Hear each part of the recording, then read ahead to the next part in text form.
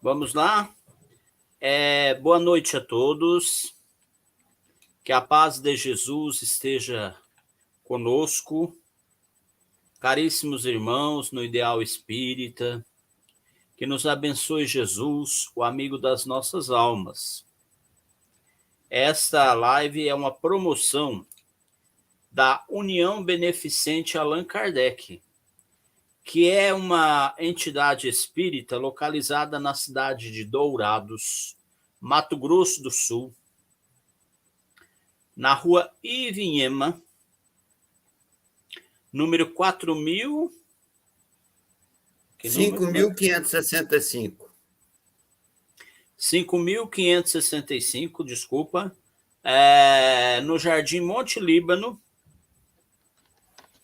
em Dourados, Mato Grosso do Sul.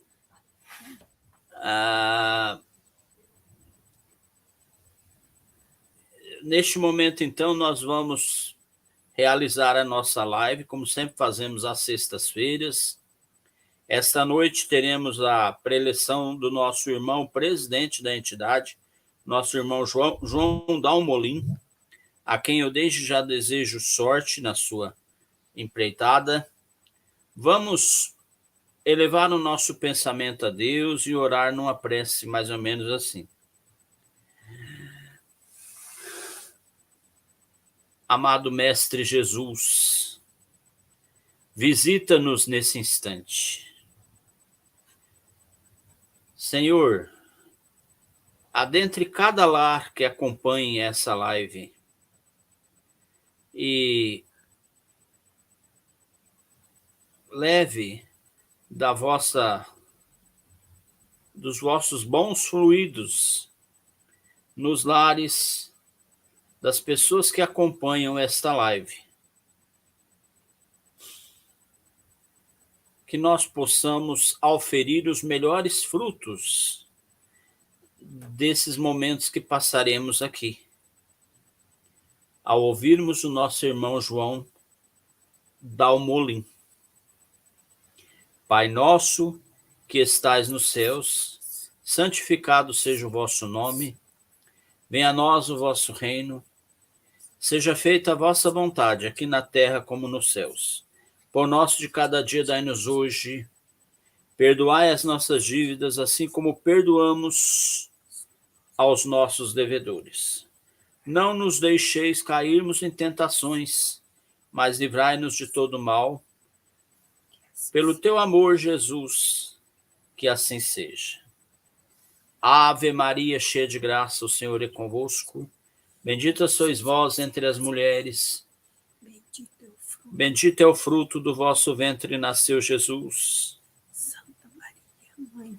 Santa Maria, Mãe de Jesus, rogai por nós, os pecadores, agora e na hora do nosso desenlace. Que assim seja. Com a palavra, então, o João Dalmolin, para a sua preleção. Boa sorte. Boa noite, mais uma vez a todos. Não sei se chegou mais alguém na nossa live. Estamos aqui em família, né? Então, conforme eu for expondo aí e sentirem alguma provocação, eu sugiro que possam ficar com o microfone aberto e possam falar. Ô, João, então vou começar. A tua imagem está fechada a câmera, viu? A minha câmera está fechada? Não está aparecendo a sua imagem. Para os outros, como é que tá? Estão me vendo? Está aberta, tá certo. Tá certo? Então tá bom. É só na minha mesmo. É porque aqui para mim está aberto, né? Tá aberto, então é só no me meu. vendo. Aqui, o computador é do Jean e eu não entendo muito bem, né? De certo, ele fecha na hora. Obrigado. Pode ser alguma coisa. Bom, nosso assunto de hoje, começando com a provocação do título, né? Um para o bebê agora e outro para deixar aqui. Desculpa. Começando com a provocação do título, porque normalmente a gente põe o título Meu Reino Não É Deste Mundo, né? Uhum. Que está no Evangelho. Ou a gente põe o título O Reino de Deus, não é assim? Eu pus Meu Reino. Alguém se questionou por que eu pus o título Meu Reino? Eu questionei. Mas eu falei, eu vou aguardar a explicação na live, né? O que você imaginou, André? Por que eu teria posto Meu Reino? Hoje, de repente, há muitas opiniões a respeito do Espírito chamado Cristo, né? Uhum. Há quem diga que nós também chegaremos ao grau do Cristo na nossa evolução. Sim. Então, talvez seja uma alusão a isso que você fez, né? A essa evolução que todos nós estamos caminhando, né, para ela, né? Eu até diria que a gente, ouvindo as pessoas falarem sobre o reino de Jesus, o reino de Deus, a gente até vê elas querendo criar um pouco de controvérsia, né? Alguns dizendo uma coisa, outros dizendo outra. Mas quando eu disse meu reino, eu quis que a gente pensasse nessa expressão meu reino. Qual que é o meu reino para cada um de nós? Que reino? Que reino é esse, né? Era para ficar mesmo essa pergunta, mas que reino você está falando, meu reino? Qual que é esse meu reino? Então, quando nós olhamos para a nossa existência, eu gostaria que nós percebêssemos que nós estamos construindo para nós um tipo de reino. Nós temos um tipo de reino. Conforme nós vivemos, conforme nós fizemos escolhas, nos relacionamos, né, nós dirigimos a nossa ação mais para nós mesmos ou mais para o social, para os outros, para as outras pessoas, nós estamos direcionando esse nosso reino. Se nós somos mais egoístas, mais egocêntricos, nós estamos construindo um reino muito nosso. Quanto menos egoístas, mais solidários, mais fraternos, mais caridosos, então nós estamos construindo para nós um reino nosso que coincide mais com o reino trazido, com o reino anunciado, ensinado pelo nosso mestre amoroso Jesus. Agora estou entendendo. Então nós temos um reino que nós vamos construindo, um reino nosso, meu reino. É claro que era para lembrar do reino de Jesus, do reino de Deus, né? Esse título. Mas eu queria, no começo, fazer assim, a gente se perguntar sobre como é que é este reino que eu estou construindo, a gente buscar se conscientizar um pouco mais dele, e depois eu gostaria de trazer algumas referências da doutrina espírita, especialmente, onde diz que o reino de Deus e o reino de Jesus, que é exatamente o mesmo, precisam se concretizar na Terra. Na Terra, apesar de nós ouvirmos tanto, Jesus mesmo falou, meu reino não é deste mundo. Quando Pilatos o questionou, ele disse, meu reino não é deste mundo, meu reino, se fosse deste mundo, os meus ministros, os meus auxiliares estariam aqui me defendendo, mas o meu reino agora não é deste mundo. Mas antes de entrar nessa visão que Jesus trouxe, eu gostaria que a gente nos perguntasse um pouco mais. nós sabemos que o reino de Deus é como Jesus disse, não vos pergunteis, pois, que haveis de comer, que haveis de beber, não andeis inquietos, buscai antes o reino de Deus e sua justiça, e todas estas coisas serão acrescentadas. Então, Jesus está dizendo de um reino que é um reino com características muito próprias. Quando nós vivemos aqui a nossa vida, nós levamos em conta ou não levamos em conta, levamos mais em conta ou menos em conta, e diria que na maioria de nós não estamos buscando de fato, com todas as nossas, ou pelo menos com boa parte das nossas forças, buscando construir este reino de Deus. Nós chegamos neste planeta, e este planeta é um apelo imenso a gente não viver o reino que Jesus veio nos ensinar. Esse planeta é um apelo instintivo, é um apelo material, um apelo dos sentimentos egóicos, é um apelo dos sistemas de vida. Nós vivemos num sistema de vida, né? Todos estamos cansados de ouvir falar e sabemos disso, que o sistema que nós vivemos, nós chamamos aqui para nós de capitalista. Tanto capitalista como socialista, na atualidade, esses sistemas, eles não instigam a gente ao amor ao próximo, eles não nos incentivam a buscar o reino da fraternidade, da solidariedade. Eles nos incentivam a buscar a segurança pessoal, nos incentivam a buscar a nossa aprovação, o nosso autoconceito, nos incentivam ao cultivo da nossa personalidade. Então, nós chegamos aqui com uma carga, com uma herança evolutiva, e já somos alguém.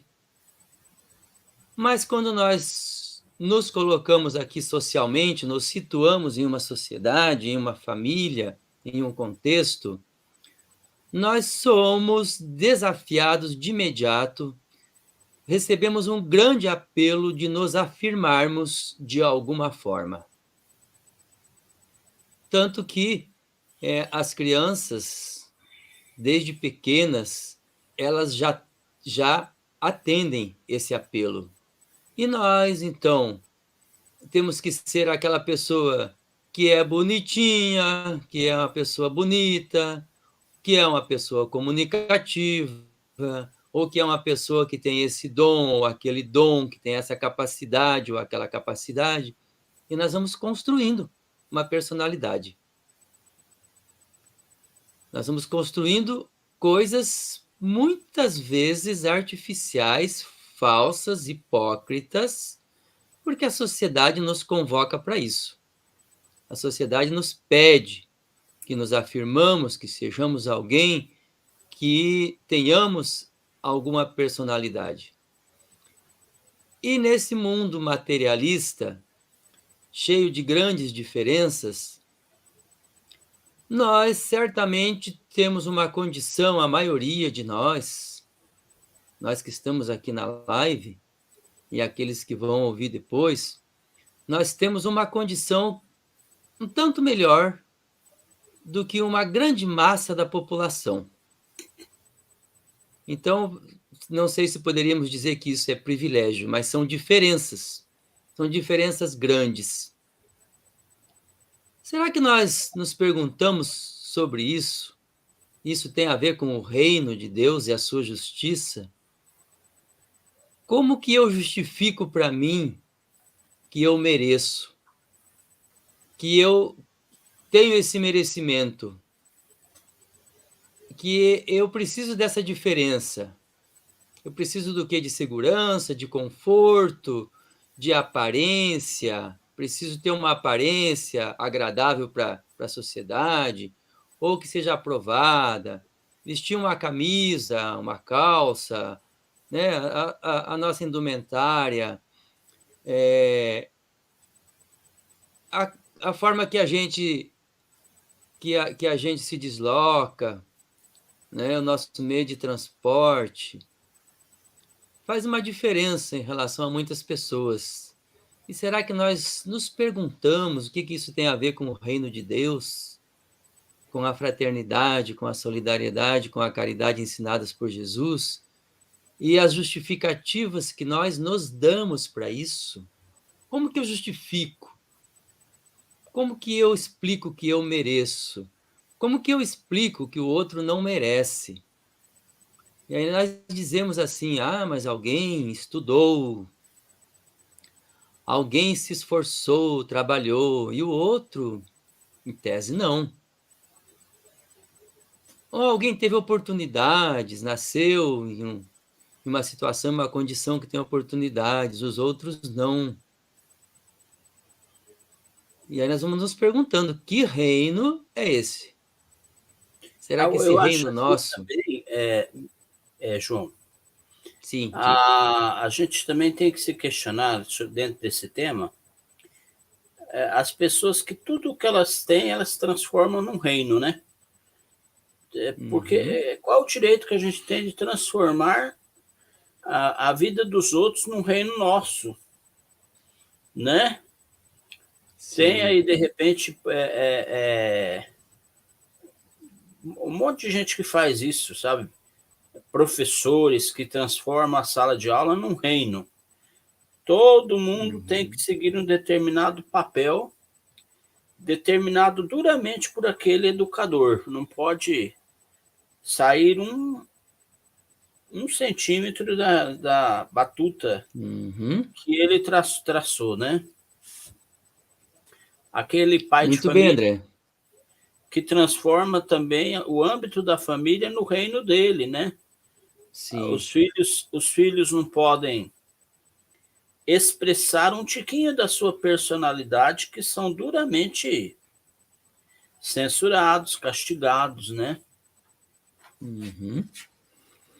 Então, você está bem dentro aí do que eu estou dizendo, e uma boa parte desse reino nosso é esse reino da nossa personalidade, né? O reino onde eu cultivo essas minhas características de personalidade que não se coadunam com o reino de Deus, não se coadunam com os bem-aventurados que Jesus anunciou, né?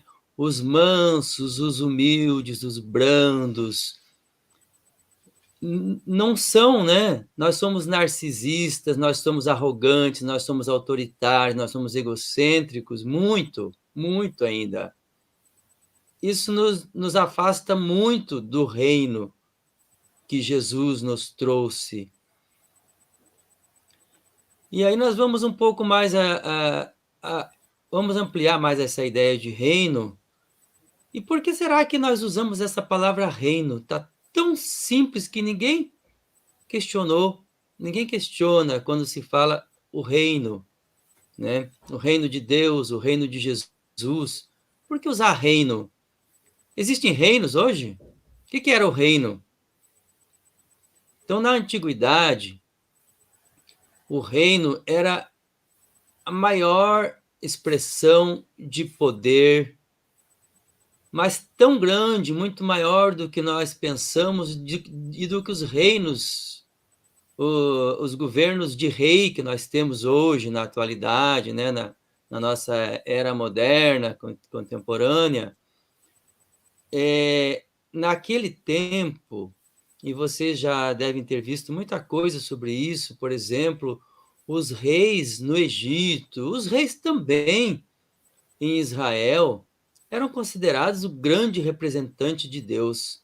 O rei do Egito era Deus. era Deus, era o Deus maior, era o rei. Então, veja só, o símbolo que Jesus precisou usar para falar do grande poder, né? Para falar de um Deus onipotente, para falar de um Deus todo-poderoso, para falar de uma sociedade que estaria obediente a um poder divino. Então ele veio, assim como veio o seu precursor João Batista, ele veio anunciar o reino de Deus. E ele disse que o reino de Deus era o mesmo reino dele, né? Que ele e o Pai tinham total comunhão. Então ele trouxe para a gente o reino de Deus. E nós acabamos de orar aí, o André orou para nós, conosco, no início, dizendo: venha a nós o vosso reino. E Jesus anunciou o reino e disse: meu reino agora ainda não é deste mundo. Será que já é para nós 2000 anos depois? O reino de Jesus já é deste mundo? E o reino de Deus, que é a mesma coisa, que são coincidentes, já são desse nosso mundo? Jesus ensinou essa oração, ensinando-nos a pedir a Deus que viesse a nós o reino dele. E a gente tem muito o que ir a fundo nisso, né? Nessa ideia, nessa compreensão desse reino. Então, esse era o reino de Jesus, é o reino de Deus, mas, na minha opinião, está muito longe de ser o nosso reino. Né? De nós aderirmos a esse reino, de nós nos apaixonarmos por esse reino, de nós reconhecermos os valores e de nós colocarmos isso para a prática. E Jesus, ele veio nos ensinar.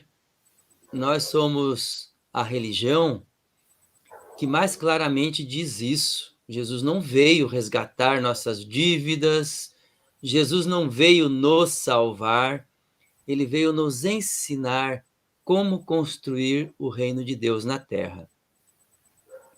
E nós sabemos que Jesus disse: olha, o reino não está aqui, não vai ser visto aqui, não vai ser visto lá. Mas o reino também já está entre vós. Ele já está no meio de vós.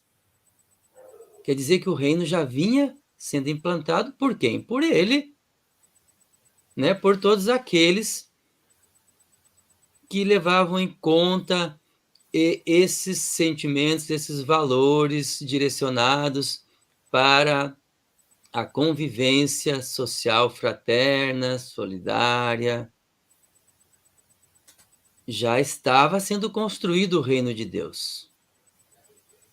Quando ele disse para Pilatos: meu reino não é deste mundo, Pilatos não entendeu, então, mas que reino é esse teu? Se você é rei, confirmou que é rei, que reino que é esse? Pilatos falou assim: bom, mas se o teu reino não é deste mundo, eu não vejo nada, não vejo problema nenhum nesse cara. Né?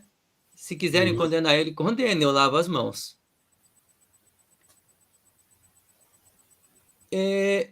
Todo o evangelho de Jesus, toda a boa nova de Jesus, a boa notícia que ele trouxe, é a construção desse reino. É deste reino de Deus que ele veio anunciar.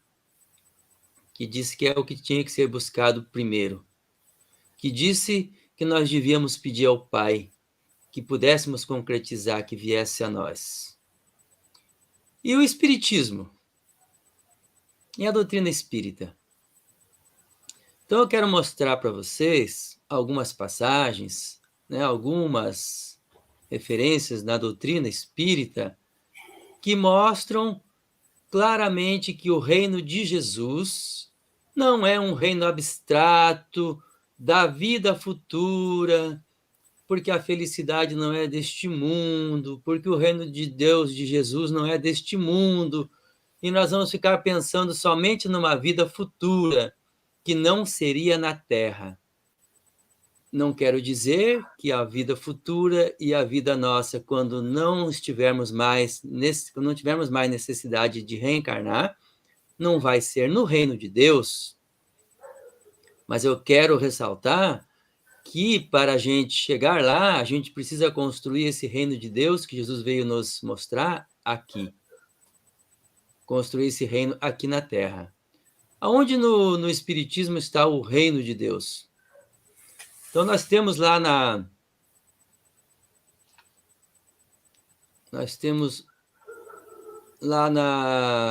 no Livro dos Médiuns, na primeira parte, capítulo 2, item 13.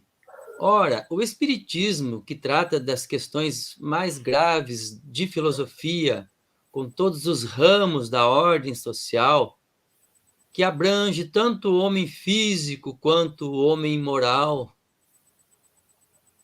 Então, o Espiritismo está falando do quê? Do homem físico, do homem moral, da ordem social. Ele já está trazendo isso no Livro dos Médiuns. Na conclusão do Livro dos Espíritos, Allan Kardec diz: aquele que não conhece do Espiritismo senão o movimento das mesas, ou aquele que só conhece as mesas girantes, vê nesse movimento apenas um divertimento. E não compreende que esse fenômeno tão simples e vulgar pode se prender às graves questões da ordem social. Olha só, Kardec aí dizendo que o Espiritismo é uma questão de ordem social, de homem físico, de homem moral. Sim.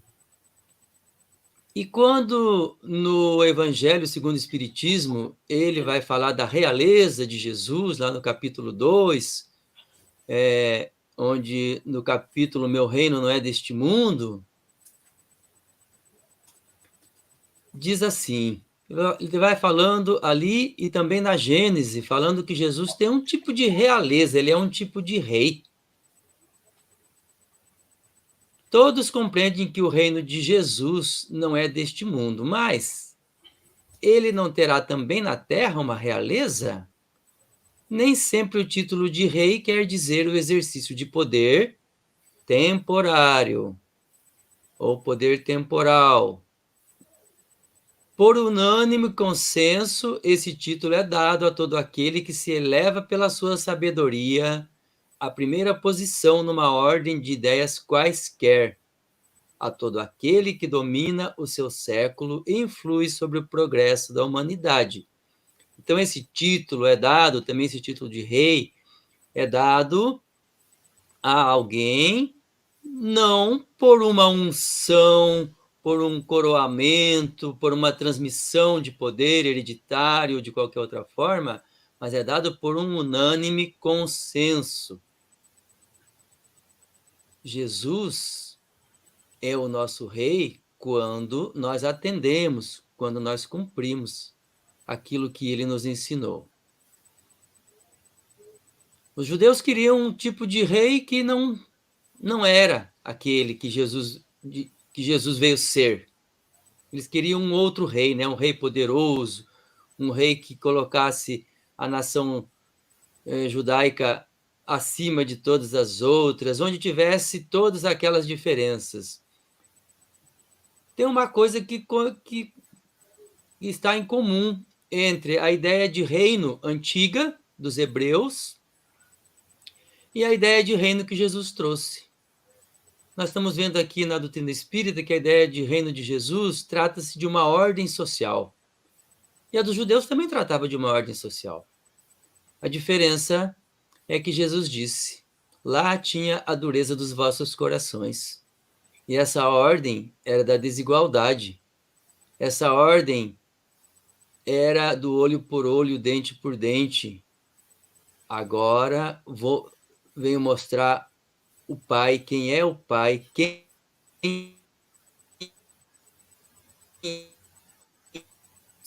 é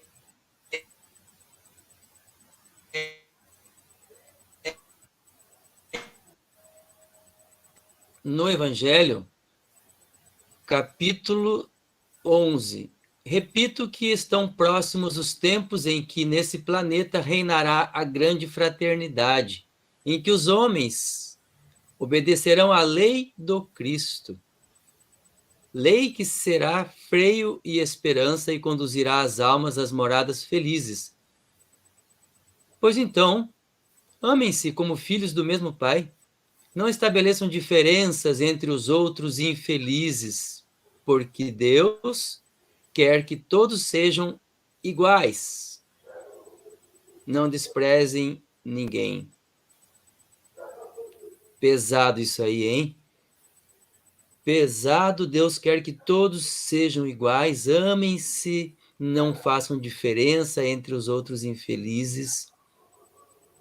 Aquelas perguntas do começo que eu coloquei estão vinculadas a esse tipo de reflexão que está trazendo aqui. E na Gênese, no caráter da revelação espírita, diz que é o reino da caridade sob a divisa. Um por todos, isso é o caráter da revelação espírita. Um por todos, todos por um. Essas são, em resumo, o resultado da revelação nova. Nem só, entretanto, a vida futura diz respeito aos frutos que o homem deve colher da nova revelação, ele os saboreará na terra. Pela transformação que essas novas crenças hão de necessariamente operar no seu caráter, nos seus gostos, nas suas tendências e, por conseguinte, nos hábitos e nas relações sociais. Pondo fim ao reino do egoísmo, do orgulho, da incredulidade. As novas crenças preparam o reino do bem, que é o reino de Deus anunciado pelo Cristo. Eu queria fazer uma pergunta aqui, para mim colocar um pouco melhor essas referências que eu estou trazendo da doutrina. Eu precisava de mais uns minutos e o nosso tempo já está ali esgotado, né? Aquele tempo normal de meia hora. Eu pode posso seguir mais um tempinho? Pode concluir aí, João. Certo. Concluir. Concluir, de conclusão. Certo. Tá? Então, nós temos ainda várias... Você vai precisar de quanto tempo mais? Mais uns 5 a 7 minutos, a gente poderia colocar mais algumas referências interessantes. Tá bom. Ok. Na Gênese, capítulo 7, item 56, também fala que entre as grandes verdades que se ocultam nas alegorias sobre a segunda vinda do Cristo, ele destaca ali algumas. A difusão por toda a terra do Evangelho, restaurado na sua pureza. Quando se fala da vinda do Cristo, nova vinda do Cristo. Uma outra verdade é a do reino do bem, que será o reino da paz, da fraternidade universais, a derivar do código de moral evangélica posto em prática por todos os povos. Esse será verdadeiramente o reino de Jesus, que presidirá a sua implantação. Falando da doutrina espírita com essa função, ou seja, o reino de Deus ainda precisa ser muito pedido, ainda não se implantou o reino de Jesus. Será o reino da felicidade, porquanto Jesus diz, depois dos dias de aflição virão os de alegria. Também a doutrina espírita, ela traz o reino como um projeto de sociedade, tem um caráter social. Quando todos os homens compreenderem, isso está em Obras Póstumas, a primeira parte. Todos os homens compreenderem o Espiritismo, compreenderão também a verdadeira solidariedade e, em consequência, a verdadeira fraternidade. Uma e outra então deixarão de ser simples deveres circunstanciais que cada um prega, as mais das vezes no seu próprio interesse e não no de outrem. O reinado da solidariedade e da fraternidade será forçosamente o da justiça para todos. E o da justiça será o da paz e da harmonia entre os indivíduos, as famílias, os povos e as raças. Virá esse reinado? Duvidar do seu advento, da sua vinda, seria negar o progresso. Progresso? O que é o progresso na doutrina espírita? Alguém quer falar? Dizer em uma palavra o que é o progresso? Ou em duas? Uma lei moral, não é isso? No livro dos Espíritos? Uma lei divina, uma lei moral. É possível negar? Não. Pela caridade é a forma de implantação do reino. A questão 888 do livro dos Espíritos diz: uma sociedade que se baseie na lei de Deus e na justiça, uma sociedade, está vendo o projeto social? Baseia na lei de Deus e na justiça, deve prover a vida do fraco, sem que haja humilhação para ele. Deve assegurar a existência dos que não podem trabalhar, sem lhes deixar a vida à mercê do acaso e da boa vontade de alguns. E na questão 930 do Livro dos Espíritos, numa sociedade organizada segundo a lei do Cristo, ninguém deve morrer de fome. Com uma organização social criteriosa e previdente, só por culpa sua o necessário pode faltar ao homem. Mas as suas próprias faltas são muitas vezes resultado do meio onde ele se encontra. Quando praticar a lei de Deus, terá uma ordem social fundada na justiça e na solidariedade, e ele próprio também será melhor. Nós temos no livro O Progresso, de Leon Denis, capítulo 4, onde fala do princípio da associação que transformará o mundo. É um dos fatos mais notáveis da nossa época, essa tendência sempre crescente de substituir o esforço isolado pelo esforço coletivo. As forças se agrupam, os capitais, os interesses se unem. Graças a esse grande movimento, a sociedade vê aumentar seu poder, seu bem-estar, avançando com o passo mais rápido para uma distribuição equitativa dos recursos após o trabalho de cada um. Está falando da união para se conseguir o avanço, né, e o bem-estar de todos. No José Herculano Pires, no livro Sentido da Vida, capítulo Sociologia Espírita, ele diz: o reino teria de ser um movimento socializante, contrário ao individualismo capitalista. E poderia começar pelo estabelecimento de um sistema cooperativista de natureza cristã, exatamente, cujas unidades seriam as pedras fundamentais da nova ordem econômica.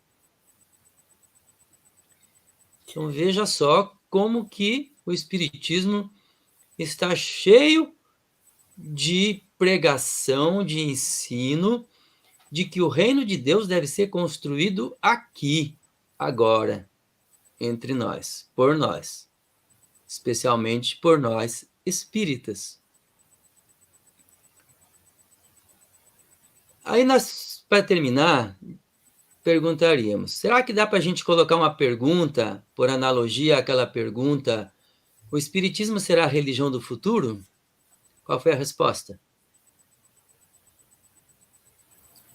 O Espiritismo será o futuro das religiões, né? Será que nós poderíamos perguntar: o reino de Deus, o reino de Jesus, será o sistema político do futuro?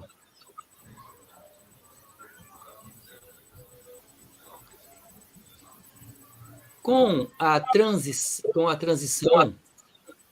para o mundo de regeneração, com a entrada e com a concretização do mundo de regeneração, nós acreditamos, temos a certeza, de que os sistemas políticos também vão mudar, também vão se aperfeiçoar. Será que o reino de Jesus, o reino de Deus, será o sistema político do futuro? Como a resposta da pergunta anterior, nós poderíamos, talvez, dizer: o reino de Deus, o reino de Cristo, será o futuro dos sistemas políticos. E se nós não acreditarmos nisso, nós não acreditamos no progresso nem dos mundos, nem do nosso mundo, nem na lei do progresso. Quando, no capítulo 9 do Evangelho, quando a humanidade se submeter à lei de amor e de caridade, deixará de haver egoísmo. O fraco e o pacífico já não serão explorados nem esmagados pelo forte e pelo violento. E no livro que é o Espiritismo, capítulo 2, diz assim: os homens não procurarão mais se prejudicar mutuamente, regrarão suas instituições sociais em vista do bem de todos e não em proveito de alguns. Numa palavra, compreenderão que a lei de caridade ensinada pelo Cristo é a fonte da felicidade, mesmo neste mundo. E basearão as leis civis, sistemas políticos, as leis civis sobre a lei da caridade. O reino de Deus, de Jesus, não é deste mundo? Não é para este mundo? Tudo que nós dissemos aqui diz o contrário, né? Que o reino é também deste mundo. A felicidade ainda não era deste mundo. Temos um título, a felicidade não é deste mundo, mas mais adiante nós temos da felicidade ainda não é deste mundo. Mas cabe a nós construirmos e buscarmos nos alegrar com essa construção, buscarmos ser felizes com essa construção. Uma última pergunta, para terminar.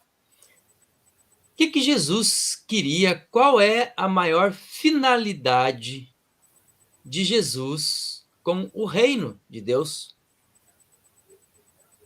Que, claro, não era dar um poder a alguém, reconhecer um poder a alguém, reverenciar esse poder, construir uma ordem de quem manda e de quem é súdito. Não era isso. O que Jesus queria nos trazer com o reino de Deus? Alguém tem uma resposta curta?